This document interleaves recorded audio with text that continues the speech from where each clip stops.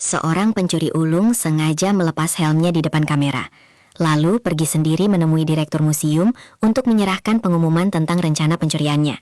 Targetnya adalah mutiara hitam senilai miliaran dolar. Ia tahu bahwa direktur yang panik akan mengganti kode keamanan, dan dari luar ia bisa dengan tenang melihat seluruh kombinasi tersebut. Direktur pun panik dan langsung mengaktifkan semua sistem anti pencurian, serta memerintahkan pasukan khusus untuk berjaga selama 24 jam. Di sisi lain, pencuri itu sengaja membocorkan rencananya kepada media.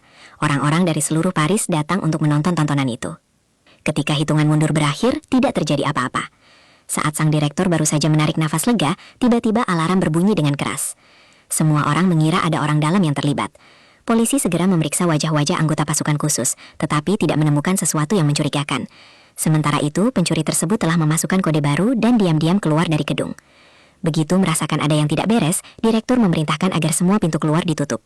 Pencuri itu dengan cepat mengganti pakaian taktisnya dengan pakaian biasa. Namun saat hendak keluar, pasukan khusus berhasil menangkapnya. Di depan kerumunan orang, ia dimasukkan ke dalam mobil polisi. Tetapi begitu pintu mobil ditutup, ia tersenyum.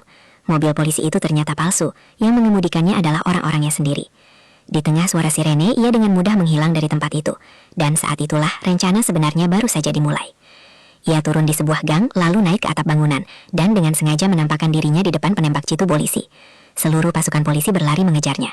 Ia terus berlari di atas atap hingga sampai pada celah lebar 10 meter.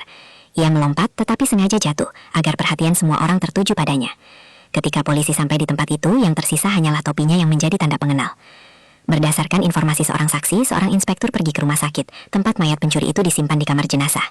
Bahkan setelah menyentuh tubuh yang dingin itu, inspektur masih tidak percaya bahwa cerita sebesar ini bisa berakhir seperti itu.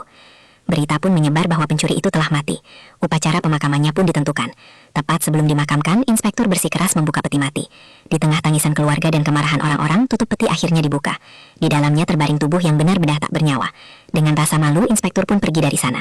Namun begitu bunga terakhir jatuh ke atas makam, mata pencuri itu terbuka. Dengan alatnya, ia membuka panel tersembunyi di bagian bawah peti mati, dan masuk ke terowongan yang sudah disiapkan sebelumnya. Sebenarnya ia sudah merencanakan semuanya 2 minggu sebelumnya. Tempat ia jatuh sudah dipilih lebih dulu. Dengan bantuan kanopi jendela dan pakaian airbag tersembunyi, ia bisa mendarat tanpa terluka.